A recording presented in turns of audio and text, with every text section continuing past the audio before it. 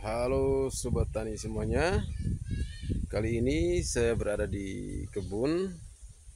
Dan untuk kali ini mungkin sedikit-sedikit kita berbincang tentang kontradiksi Indonesia. Oke Sobat Tani semuanya. Jadi pada kali ini ada beberapa poin yang akan saya soroti. Mohon koreksi salah. Yang pertama, poin pertama, kita mulai dengan petani itu sendiri. Oke Sobat Tani semuanya.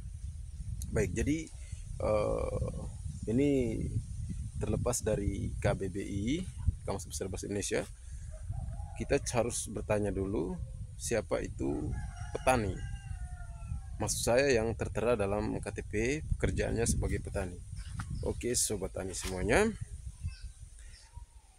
kalau kita cermati lebih mendalam,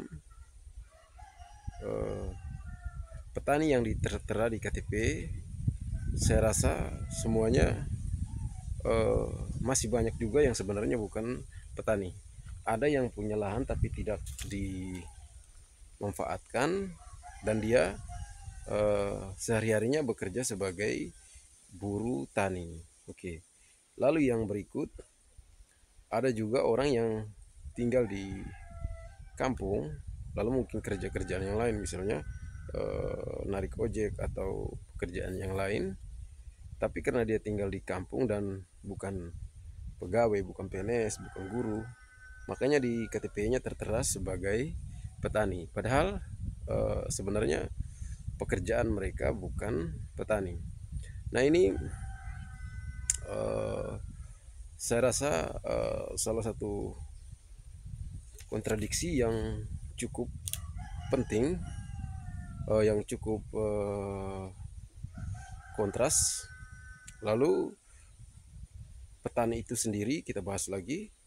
Bagi yang setiap hari yang katanya petani atau pekebun yang bekerja di kebun, misalnya petani palawija, petani kakao, petani kelapa. Sekarang untuk kita pertanyakan lagi, di Indonesia ini berapa orang yang memang benar-benar paham pekerjaannya sebagai petani. Nah ini yang poin penting yang saya mau sampaikan, yaitu bahwa kemungkinan besar mungkin hanya beberapa persen, sedikit persen yang benar-benar paham pekerjaannya sebagai petani. Jadi paham di sini mulai dari ada banyak hal, pengetahuan tentang tanah, pengetahuan tentang sifat tanaman, pengetahuan tentang perawatan tanaman, pengetahuan tentang pupuk, pengetahuan tentang pemasaran. Saya rasa ini masih sangat sedikit. Nah dan ini kalau kita mau berbicara, saya rasa pemerintah seolah-olah gagal dalam memberdayakan masyarakatnya. Jadi sosialisasi tentang pengetahuan tentang pertanian, perkebunan di Indonesia itu masih sangat miris. Nah dan biasanya dengan alasan klasik yaitu tidak ada dana. Oke, kalau kita ke kantor-kantor nanti akan disampaikan bahwa tidak ada dana untuk sosialisasi. Nah, lalu pertanyaannya itu bahwa begitu banyak uang negara yang dikorupsi. Kita kalau baca dalam berita-berita itu di beberapa sektor perusahaan negara itu nilainya tidak kecil, triliun-triliunan, dan bukan cuma satu perusahaan negara tapi banyak perusahaan negara yang terjerat kasus korupsi. Dan saya rasa negara ini bukannya tidak memiliki uang, tapi pemanfaatannya dan keserakaan manusia yang membuat petani-petani ini terus miskin. Lalu harapan ke depan semoga pemerintah mau memberikan pelatihan atau pemahaman kepada petani-petani sehingga mereka benar-benar menjadi petani yang memiliki pengetahuan atau pemahaman di dunia pertanian atau perkebunan. Kita ambil contoh saja negara-negara seperti Cina, Thailand.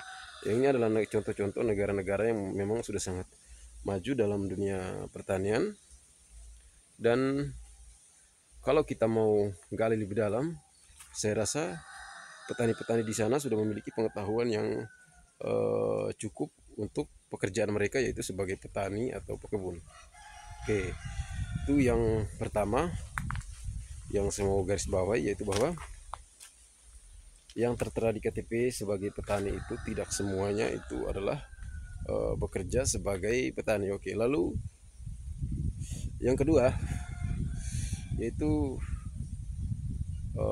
berkaitan dengan swasembada pangan. Oke, jadi akhir-akhir ini mulai digaungkan kembali, negara kita berusaha untuk menjadi negara yang bisa swasembada pangan. Tapi pertanyaannya, teman-teman semuanya,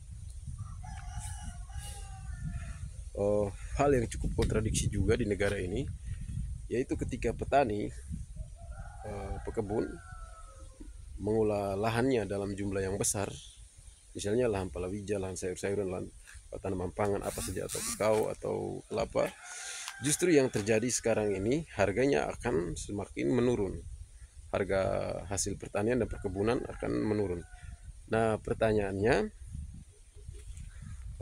siapa yang mau bodoh mengeluarkan uang dengan jumlah begitu besar, lalu ketika panen hasilnya dijual dengan harga yang murah. Bahkan kalau kita mengikuti berita, dan saya lihat berita beberapa tahun yang lalu, ada petani yang sengaja membuang hasil pertaniannya sebagai bentuk protes terhadap pemerintah.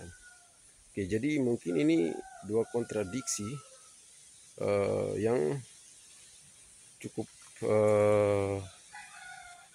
menarik di negara kita ini. Dan untuk yang kedua ini nih, soal swasembada pangan ini,